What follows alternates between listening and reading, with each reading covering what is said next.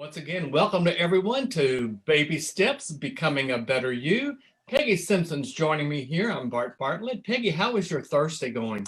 Terrific. How are you It today? is good. You know what? The heat came back. I don't like that. It The heat came did. back. It did. Yeah. Well, I just stay inside then. Yeah, I think you're smart there for that. That way for sure you're social distancing. Yes, Stay for inside. sure. For sure. Yeah, I'm all by myself here in my office anyway. So, Yep, same here. Same here. yeah. Well, let's jump into it. I know you got some really cool things. We talked about the topic for today, and I am just really excited. It's one of my favorite topics to talk about. All right. Well, I'm not going to forget to share this time. So let's get started.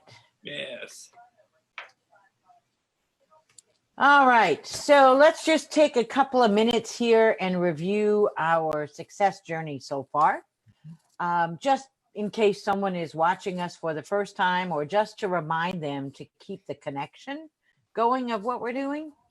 So we started off reviewing books, right? And we reviewed those books because they are well-known authors and they gave us some fundamentals to get our thoughts right.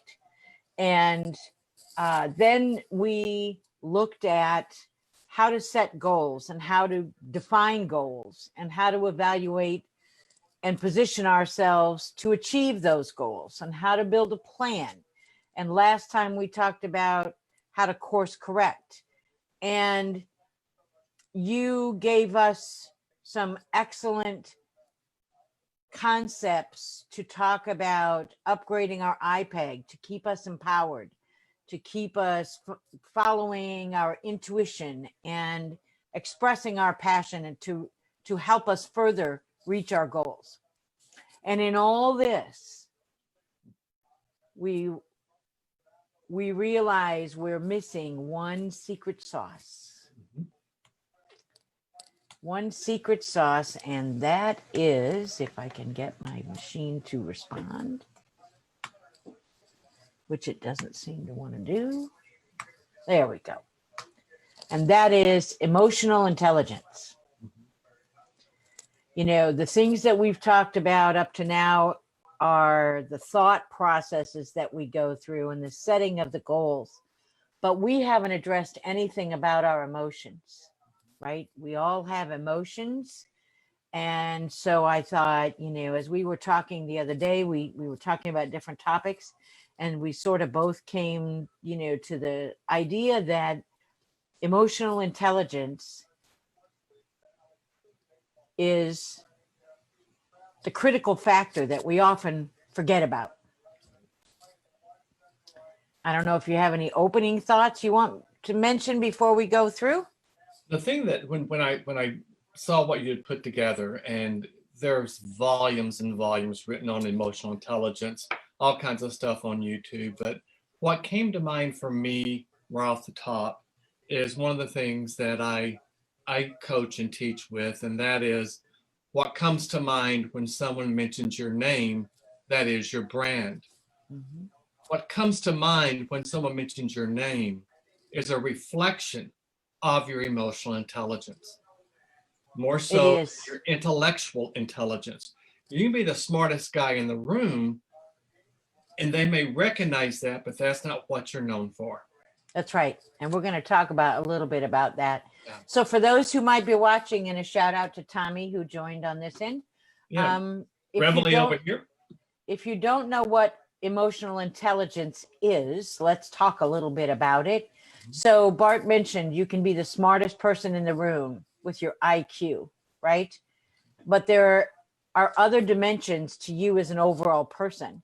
You have an innate personality, but then you have that emotional intelligence, that EQ, and that is your ability to manage your emotions, to manage the impact you have on other people. And without some effort and some skill there, it can keep you from actually being a success. It can keep you from having good relationships. It truly does round you out as a person. So, we can talk about our strengths and our talents, right? Mhm. I told you the other day that I feel you have a great talent at being a storyteller and doing presentations, and you do. I think, one of my strengths is to break down complex things into simple, bite-sized pieces. So we all have talents that we're born with, Right. and we all have emotions, right? It's a natural part of our brain. Right. However, our emotional reaction is something, and getting recognition, conscious recognition of our emotions is something that we can work on, Right. something that we can learn. Mhm. Our, I'll call them innate talents, right? That we're born with, truly born with. Mhm. We can develop them somewhat, right? And improve them. But if you have that skill, you just have it. Right. You can learn other skills, but you're generally always going to be the best when you find a way to use that skill that is internal to you. And that skill generally relates to your passion. Right. But not everyone has emotional intelligence. Mhm. We don't have it innately. We have the emotions, but you have to learn how to manage those. Mhm. But you can develop it. That's the good thing, right? With some time and some effort, you can, and some conscious thinking, you can learn how to balance that. Any thoughts you want to add there? Yeah. When you were just talking, I was thinking about, as a kid growing up, and I've never had kids, but you've done a very successful job of not only raising your own, but now raising grandkids too. Um, Intellectually, we know the pattern to follow. And, we teach kids how to read, how to, recognize letters, words, all of that. I think what we don't always see is the emotional intelligence side, and Mhm. the way that young babies and toddlers and into preschool age, where they learn their emotional intelligence, is through modeling. It's I through would modeling. absolutely agree. I It's absolutely the agree. parents, it's the siblings, it's the Yep. neighborhood, whatever. It's through that modeling. And even as adults, that's one way too. And when you look at some of the most successful people in the world, yes, they had mentors that they worked with and studied, but more importantly, they modeled from that mentor. Mm-hmm. Yep.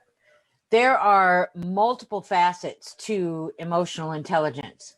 And as we've talked about, it really is the ability to manage our emotions, Mhm. to identify and manage your impact on the emotions of others, Right. to keep yourself motivated and to monitor your emotions, to leave the best impact on your relationships and the people around you, and to give you that leadership, that Mhm. posture, that presence, right? So we're going to spend a few days today. We wanted to give an overview of this concept. We're going to spend a few days talking about these soft skills. Yeah. And these are the most overlooked, I think, set of skills. Everybody, and we did the same thing. We talked about setting goals, right? Right. Because those are the fundamental concrete things that we all need to do in our lives. Right. But the icing on the cake, Mhm. the secret sauce, when you're able to manage your soft skills, when you have a level of emotional intelligence about you, that's when you raise the bar. Right. That's when you're able to really raise the bar. So, as you mentioned, there are lots of books, and this is just an example. There are lots of books. If anyone watching has not read anything about it, I'm going to take a few things here from these books. This one is pretty popular and has its own test and assessment, but they're all good. Daniel Coleman's book is good. I mean, they're all good. And as you said, there's tons of YouTube videos and conversations. You can just Google it and you'll get simple explanations and complex psychologic explanations. Right. We're not going to go too deep into how the brain works and all of that, but um, it is a worthwhile read. Mhm. And if a person watching out there, feels that they have a handle on their goal setting and their achievement and they want to raise their bar and they haven't read anything about this, I would strongly suggest that you go out there and grab a few books and start reading about it. So, as I mentioned, there are quite a few tests. Mhm. Now, I went ahead and volunteered. I took this test today, the Psychology Today test, because I'm suggesting that everybody watching, if they want to follow us, and a shout out to Kathleen and to Roy who have joined us, I'm going to suggest that you go out and take a test, Mhm. right? And most of these are going to give you a free overview, and then they're going to offer you the option to pay for a full report, right? For the purposes of getting started, unless you're really making this a mission, just go with the overview. Go with the free overview. There's no reason to buy the full report necessarily. Yeah, unless you're truly interested and it's something of interest that you really want to go deeper, then you might. But I took this one today. I have taken the one that comes with the emotional intelligence book as well. But I took this one today, and it's a fairly long, I don't remember how many, there's over 50 questions, I think. It's fairly long, but it's free. And I'm putting my score out there. I got an 86. Nice. So I want to invite you to go take this same test Mhm. and share your score. We'll do it. And I'm sure yours is probably going to be higher than mine, and that's okay. I don't know. It may not be. I may tank on this thing. No, you won't. No, you won't. But the key to anyone watching, if you're taking this exam, this test, right, this assessment, I'll call it, don't try to put down an answer that you think is going to give you a better score, Exactly. because that's not being honest with yourself. Mhm. Read the questions, read the scenarios they pose, Right. and choose the absolute most accurate answer. Mhm. Okay? Because the only way you grow is to be honest with yourself. That's right. If you're going to try and deceive yourself, that's never going to help you. Mhm. So give the most accurate answer that you can. You can take, these are just 3 of them. There's hundreds, probably more out there. But I would go ahead, take that, and Bart, I'm going to challenge you to share I your will take it. score I next will, week. I will, because I love this stuff. So over the next few sessions, and as you can see, there are 5 aspects to emotional intelligence, right? The self-awareness, the self-management, the social skills, the empathy, and the motivation. So I thought we would take the next 5 sessions and probably 6, one to wrap up.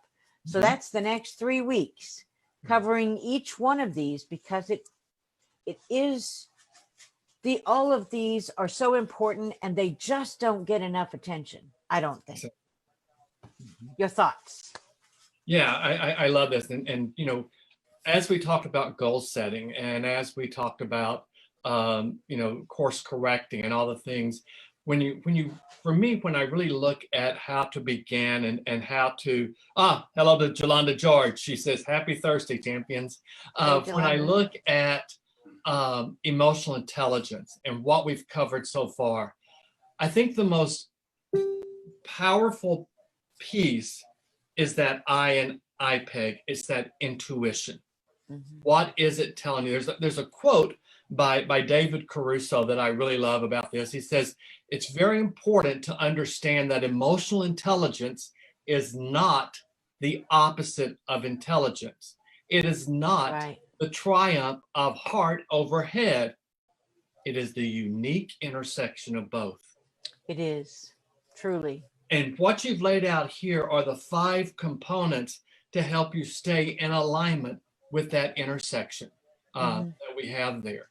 So yeah, I think this is really, really important. The other thing that I love, and I think this comes from Warren Bennis, who does a lot of research in EQ, says emotional intelligence more than any other factor, more than IQ, more than expertise, accounts for 85 to 90% of success at work. IQ is a threshold competence. You need it, but it doesn't make you a star. Emotional intelligence can. And we're going to get into some of that as we go through each of these, because I know you probably got examples and I know I've got a ton of them. And I think the first example come up is that, in the COVID right now is showing us that this is so true. To get into college, when you and I went to college, when I went to graduate school, when you and I, when I worked on my doctorate, I had to take a test. I had to score a certain amount. That was 100% my IQ. Yeah. But that didn't tell me whether or not I had what it took, the moxie, if you will, to really put myself through it. Yep. A whole different type of a person and regiment's required to go to college, to go to graduate school, to do what you and I do, to be entrepreneurs, to be successful. And that all boils down to your emotional intelligence. Yep. And on one of our previous calls, I shared the story of how I missed a promotion, right? Because I wasn't a good listener. Mm-hmm. And why was that? Because I wasn't self-aware. That's right. Nor was I aware of managing the relationship with others. Right.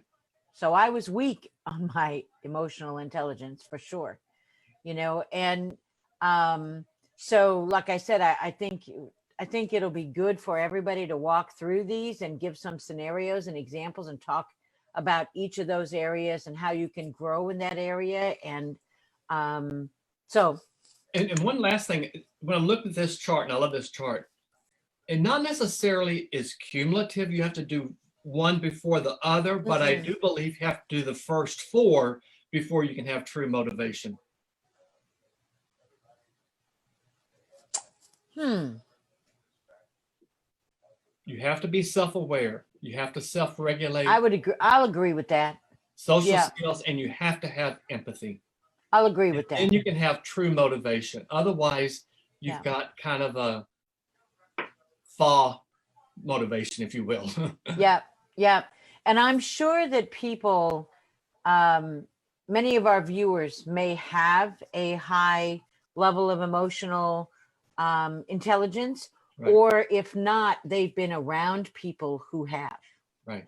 Those are the people who can feel the tension, feel the emotion in the room. Mm-hmm. Those are the people who can adapt to different people's personalities, to their moods, to what their needs are. They have the empathy to put themselves in the other person's position, right, and use that ability as a win-win with whatever the situation is.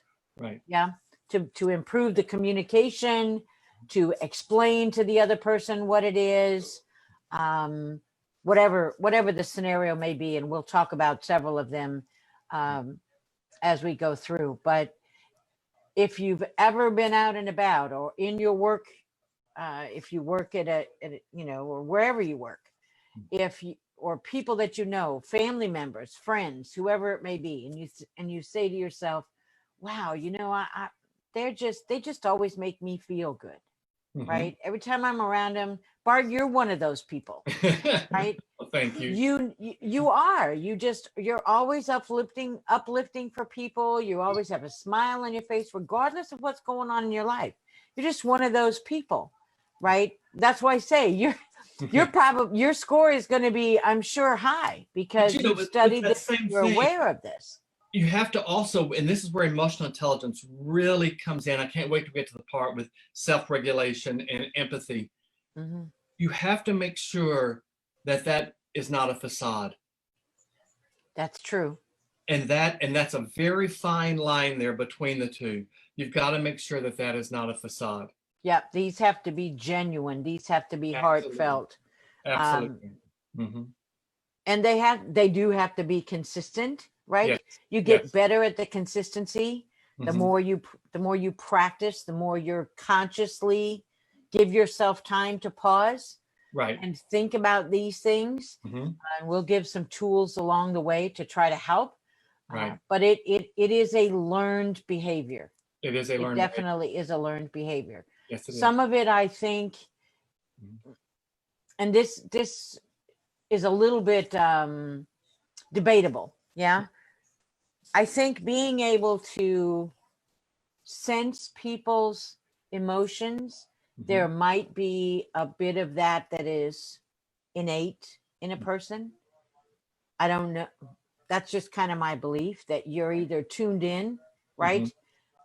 But the accuracy of it and your ability to manage it for the benefit of both Mhm. is where these techniques come in and Absolutely. these Absolutely thoughts. correct. Yeah. Welcome to Emma. She's joined over here. And Tanisha's joined over here. So I'm really looking forward to the next several days as Thank we you. go through each of these topics. Right. And as we've talked about, the impact of having a strong intelligence, and I think you mentioned this early on, they may forget everything you said, but they'll never forget how you made them feel. Exactly right. They'll never forget how you made them feel. And that is so important. I mean, if you think about just shopping, you're shopping for a car or you're shopping for something it's a high ticket item. You're probably more willing to pay a little bit more because of the gut feeling you had from the person trying to sell you. If you don't trust that person, you're not going to trust the deal. So I think that's a real powerful, powerful quote there. It's a great intro to what we'll be talking about. Yeah. And, just to this statement of they'll never forget how you made them feel. And you talked about, kids learn from modeling. Mhm. Parents, adults, anytime you're around children, don't negate how they're feeling. Right. Don't negate their abilities Mhm. at that moment, Right. because that can dramatically impact them. Yep. Dramatically. If you've got a child who's sensitive and cries frequently, don't just tell them on a whim, stop crying. Allow them to experience the emotion, but then talk to them about how to get through it. Right. Right? How to give themselves a moment and then get through it, push beyond it. Now, we all know kids are smart too, right? Right. So you got to know when those tears are real or when they're just for your show, just to try to get you to do something. But don't tell kids, well, you don't know how to do it. Let me do it. Mhm. If they're angry, if they throw a toy, don't react to their anger with more anger. Right.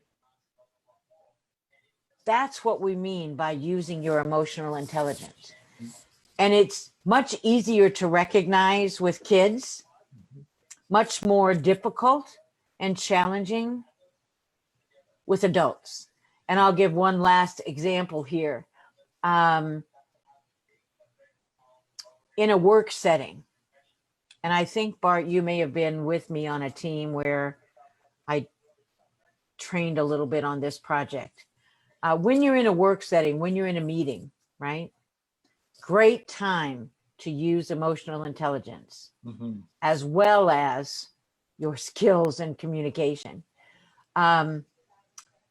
Observe the people in the room or on the Zoom call, and look at who called the meeting, who scheduled the meeting, who runs the meeting, and how the meeting is conducted. As an example, let's say you're in a strategy meeting, and let's say the person who comes in, they come in and they've got a identified agenda. Watch how they communicate to the people around the table. Do they just throw out a question? Do they target their questions to individual people? Do they really want an answer? Or do they not? Maybe they just want everybody in the room nodding their head and they've already got the answers they're going to go with anyway. Right. They just have a formality and say that they want to do this. That's how you're in tuned. Watch people's expression. Who's truly engaged? Who's got the real power in the room? Yeah, and I go as far as to say, because of so many Zoom meetings out there right now, if you're live on Zoom, your emotional intelligence is already higher than people who just have their picture up there, Mm-hmm. because you are engaged. You know that you are being watched, you know. Yep. And if you're being watched and you're doing other things, they're going to notice that too. But if it's just your picture there, well, yes, you dialed in, but did you really attend? We don't know. Well, now I'm shaking my head yes, but now there is one exception. I'm going to say. So for those of us ladies who have to put our faces on, and do our hair, we're not always in that shape, or we want to publicly show ourselves. Right. But for the most part, I think you're absolutely right. And even for us, right? And I've been there many times where I just had my picture up and I didn't show my face because I didn't have Well, me myself too. put together. Yep. However, I would say that if I'm not put together, then I truly am not as present That's in the right. moment That's right. as I could be. Mhm. And I'll plead guilty to that for sure. But I think it's very true, because if the meeting was at the office in a conference room, Yep. That's absolutely right. And you know, I a lot know of people that. work from home that get up and get dressed every morning. They put on shoes, they put on everything. I tend to be the TV anchor man. I'm going to be okay from up here, but I may have my shorts on and barefooted down there, you know. But that it is part of being engaged with it. You're right. So I Yes. can't wait. I look forward to this whole series we're going to do here. This is Me really too. powerful. Me too. So, any closing thoughts that you have? I'm excited. today? I'm looking forward to this, because it really is. I will do that self-analysis that you mentioned and give you my score. I'm curious to see how it does, because we don't know, and that's just one model to look at. So it's It really is. kind of fun to do several and It see is. what you've got there. It is, because Yeah. they all ask different types of questions. Absolutely. So if and like I said, you can Google emotional intelligence test, and you'll get all kinds of options there. So please, I invite everyone watching to take that step and go out. And there's no right or wrong, it just is where you are now, Hmm. so you know where you can grow. Right. Right. So I hope that everyone, and of course you, have a wonderful weekend. I know I'll be talking to you Yes. frequently Yes. over the weekend, Absolutely. as we do some other things. But hope everyone has a great weekend. I can't believe we're already almost at the end of June. I know July is next week. It is. It definitely is. Half of the year is over, and what a year 2020 has been. Oh boy, for And sure. I'll just say this, and got to go because I have a call coming up at 6. July marks the last half of 2020. And this we know, it's going to be different than the first half of 2020. Yes, And it's up to you to make it different. that's absolutely good. That's a good word to go out on. All right. Well, I'll see everybody on Tuesday. Thanks, everyone. Thank you, Have a good guys. weekend. Bye-bye. Bye.